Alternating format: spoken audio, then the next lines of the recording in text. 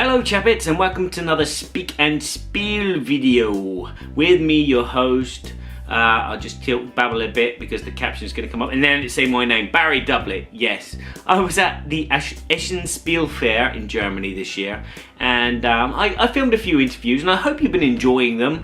I do apologise for the background noise, but hopefully next year when I do this, I will have my microphone super clear, crystal, you'll be able to hear everything, so hopefully that will pay off in the future. So in this video I interview Elad Goldsteen, the designer, the boss of Golden Egg Games. And why did I interview him? Well, because we have a good relationship. He brings out these games and then I slate them for their quality, component and art. So in this video he talks about how he's going to try and make his company better, how he's going to make it stand out from the crowd, and some new projects that he's got lined up, and some really interesting ideas I'm really excited about. And of course, he talks about his new baby, Airline. So, airlines, plural, spit on the camera. So, without me babbling on a bit too much now, because this is quite a long interview, and as I said, he's very interesting, let's cut to the interview. I will snap my fingers magically like this and we should be in the video. Should be, technically.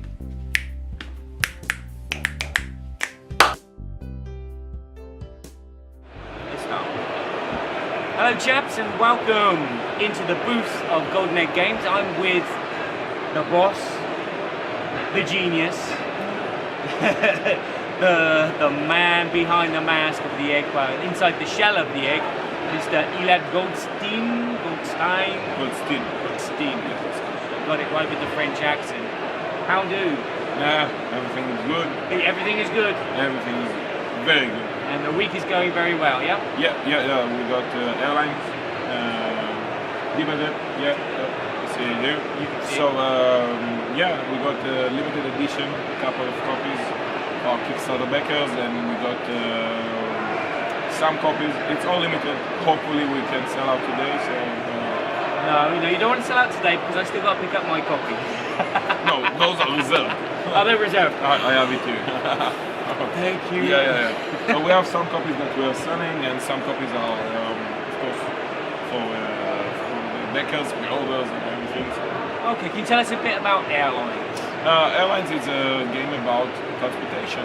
You start your own airline company. It's in the late 50s, early 60s, when the very first commercial airliners broke, which is like the 707 Boeing.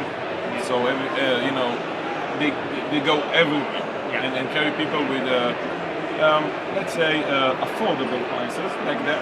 Yes. So mid-class and even low-class could travel everywhere. Yeah. And what you do in the game, you basically start a company with a very basic airline and airport, like home airport. And you're trying in the course of the game to pick up passengers around the globe and try to fly them away. Yeah. And doing so by upgrading your airline or even adding more airlines to your fleet. So it's a fleet building game, I think. Yeah. Using a very cool card mechanics. It's a card-driven game where each card can let you do a lot of actions. Yeah. And the number of action you can do based on the number of airlines you have. So it's a very thematic game. I don't know if anybody had the chance to run an airline, but it's closer to that. You will get to own an airline. You actually have airplanes. Oh yeah. We have a full. We have about 56 fully grown miniatures. Fully grown. Yeah. To plant them and water them. Sorry. No. Fully rescaled. Yeah, what we did, we took a real 757. Yep. And we cut it down into smaller parts. Okay. And we made a really cool interlocking mechanics that you actually build them. So you can have the first class cabin, a double cabin. You can start your own new one while building, adding a cockpit to a wing section, to a tail section, and all of those can carry those really nice luggages, which replace the wooden cubes. Yeah. So all the components is crazy.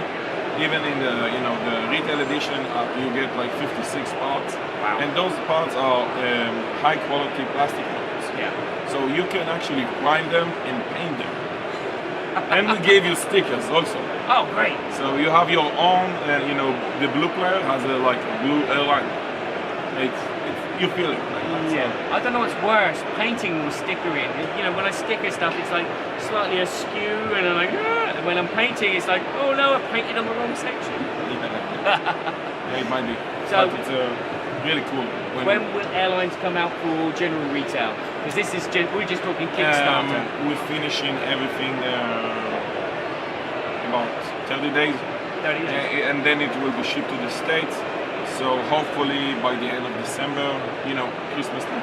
Yeah. maybe a week before Christmas. In the States, in Europe, hopefully 2-3 weeks we will have some copies, but we had a small print run, and a bigger one will follow up because the game is basically out of stock already because we have ordered for everything. So. That's good news. Yeah.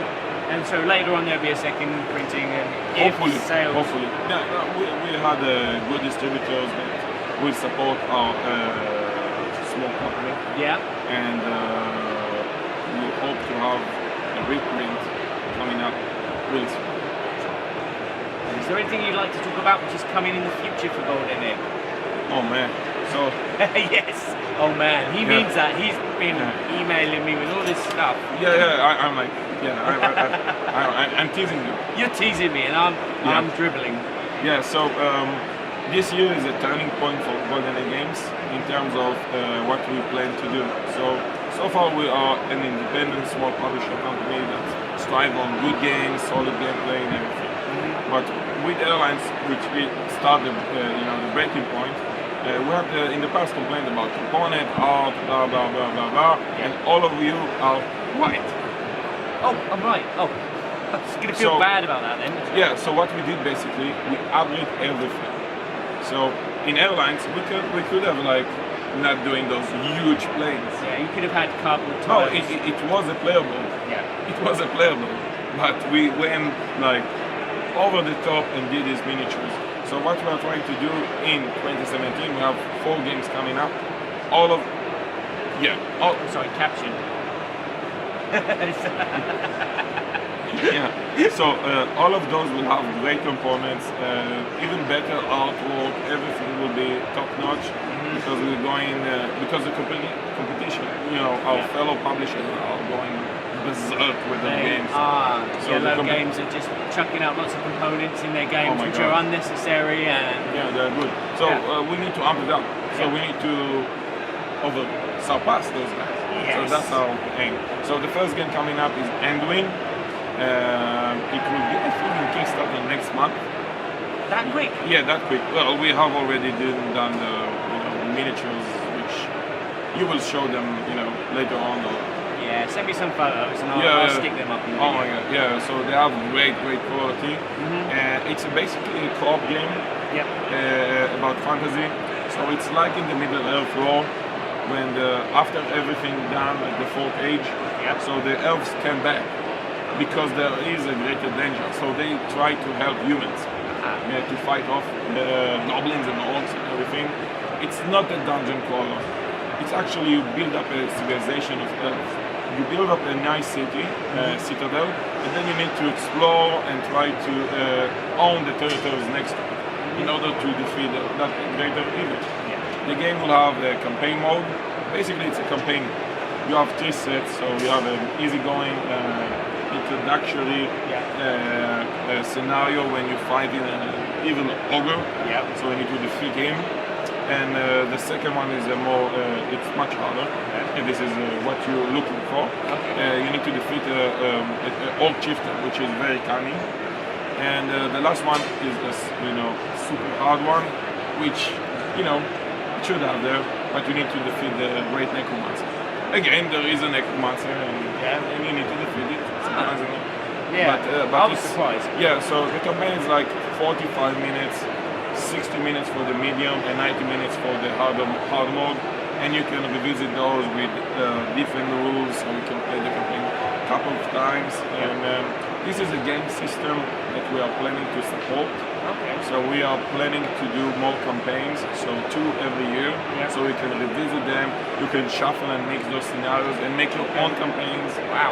The board is modular, so it's double-sided, so it can support all of the scenarios, and it will have almost 50 highly quality miniatures. Like, I don't want to say, we can say it's like full minis level of miniature instead of details and production value and everything, and it should go Zoom. Sorry, I put you off. Yeah, no. It should go around $60. Yeah. US MSRP. That's not bad. Yeah, for a mini game. Yeah, and it is. You can see, you can paint them. Those are great miniatures, but the game is solid also. So it's not like I don't go on that a lot. Those dungeon crawlers are amazing. Yeah. Most of them. Okay. Is it co-op or is it? It's a fully co-op. It's fully co-op.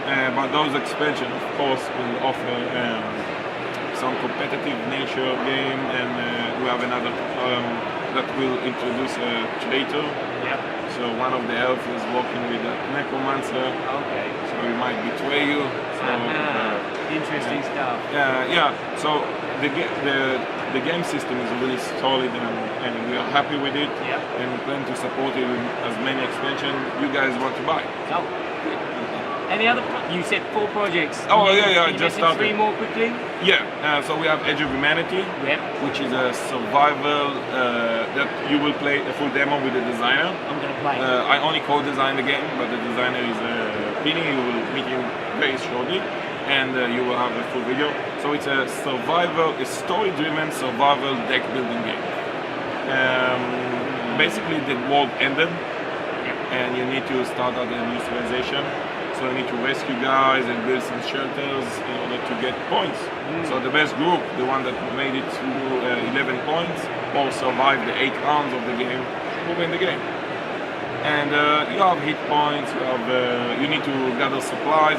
It's a very thematic game. Yep. And on top of that, we add another system. This is also a game system. Yep. This is something you might find in all of our games now. It has a really cool event deck, which adds up a scenario, which basically is the story, how the game ends, which might be like zombies, zombies in the old news. Yeah, but, it's never popcorn. Yeah. A popcorn apocalypse. There's no more popcorn. Yeah. And meteor shower. Okay. Diseases.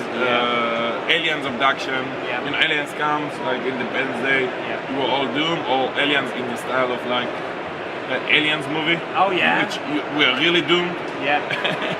Screwed.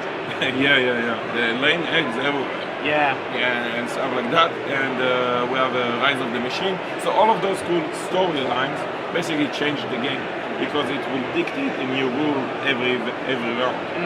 And then you combine them with the location, which might be a jungle, a city, an island, maybe a barren countryside. Desert, so when you combine those, you create your own story. Yeah, and so that creates replayability by having these different combinations for a different objective and a different scenario. Yeah, and then some of those will add weaponry, really aggressive interaction, like you can shoot at other survivors. Okay. It might be a co-op, completely go the other one when you're trying to all get along and get to the safe haven. Yeah. And and the game is quick. It's 2 to 5, 20 to 40 minutes. It depends on the scenario and how fast you are playing, but it's 30 minutes is a good assumption of the game. And it's really easy going, and it will be expendable. So the base game around $40, $45, and expansion will be up to $10 with tons of new stuff. And a new story. It's more very cool. Yeah. And the third game, I will try to be quick about it. Okay. We are very excited about him. Yeah, different. 14 minutes. That's right. I don't know how much time you got. No, I have time. Okay. I can talk all night. Yeah, let's talk all night. Battery running low. Ali. Yeah. No, Mom. No, it's full. It's full. Let's do just okay. I'm winding you up. So the third game is Heroes of Pacifico. It's a superhero game. Ah. So, but what's interesting about it, it's an actual superhero game when you have a hero, but you have a secret identity, which is your alter ego. Maybe you are the mayor, the nice mayor, maybe you are the mad scientist, maybe you are the detective, or maybe you are the villain. So basically it's also a scenario-driven drafting game with social deduction. Ah. So you have two prologues when the villains start to mess up the city, the city of Pacifico. It might change the name, but you know. And then the heroes, of course, all of them will fight, but some might not pull the hardest, try on that. So they might play out. So those might be those traitors. And of course, it will have a final act where the heroes will fight the villain. He will expose himself. Hopefully, they will be surprised and try to fight him off. It's a really, I don't know how to explain it more than that. It's social deduction with drafting. So the drafting gives you some information. Those action gives you more information. And as a detective, as the guys are trying to solve who is the guy, it's a really intense feeling in the 30 minutes. So again, a fast game. We'll have all of the superheroes. We'll have a comic strip with their stories, like how they became superheroes. You know, the breakout story. Yeah. And we have a really good artist doing that, and we will have 3D models also. So every superhero will have a figurine. And wow. Yeah. And that is going top level. Yeah.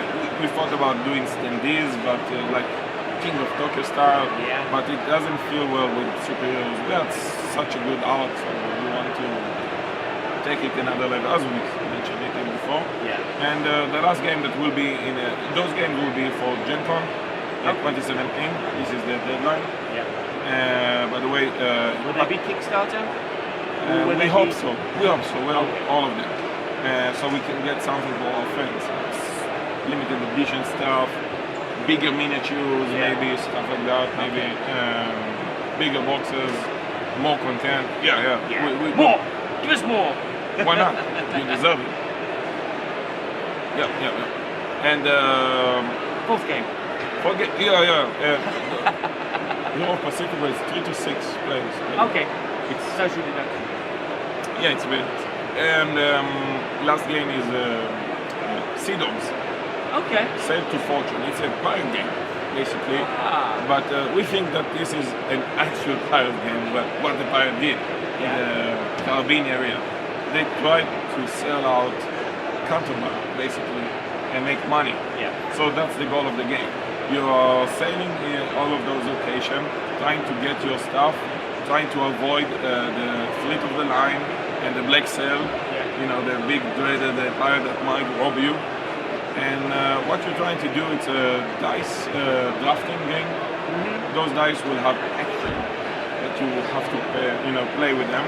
And what's really neat about this game, that you have British officials and Spanish officials that you're trying to bribe them so we can get privileges. Okay. So when you're doing some of the action, you know, I bribed you so I can do special stuff. It's a really cool game. You can, and the interaction is not direct. There is no fighting. You don't shoot at anybody. But what you can do is to bribe an official that the sail of the line might, the fleet of the line might, ship of the line, might go that route and block and take all the contraband from another player. And the other one might say, oh, the black sail? Mm-hmm. Let's go that route. And you feel constantly being run over, and you need to travel fast and go around. So it's not like you go back and forth. You travel all the map, and the map will be huge. We are trying to do, again, a model like those caravans that you will ship. They will be high level, like a miniature. and I plan to. The cell will be you can print your own cell and put it on the model, and of course you can paint them. So high quality, not soft plastic or something. Big sheets, big mark, and real doubloons. Real doubloons. Yeah. Sold. Yeah. Like we went back in time. Yeah. And got real doubloons. No. Yeah, we did. This is our 5th game. I didn't invent it yet. Okay. We opened a time rift and we got real doubloons.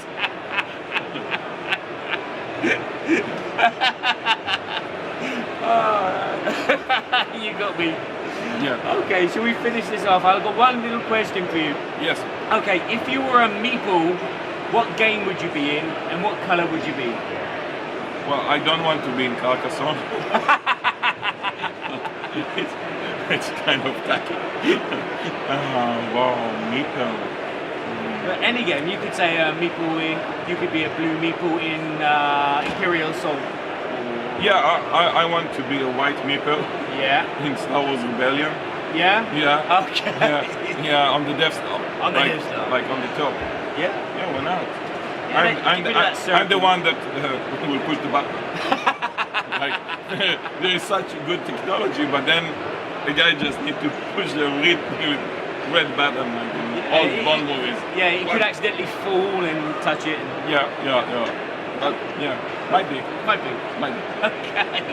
Thank you very much for your time, Elad. Let's go and play some games. Yes. Yes. Of course. See you later. Bye-bye.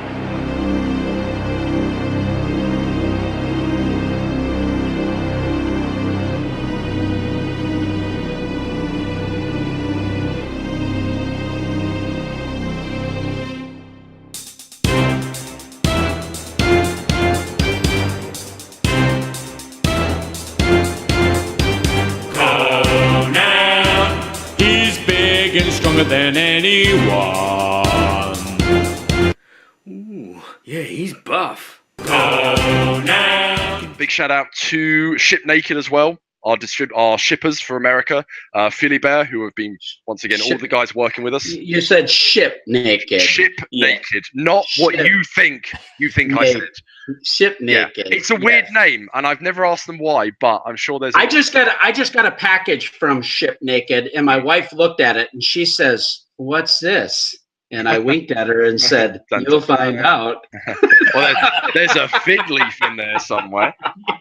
It was my tiny epic western, but okay. Is that what she calls it? Yeah.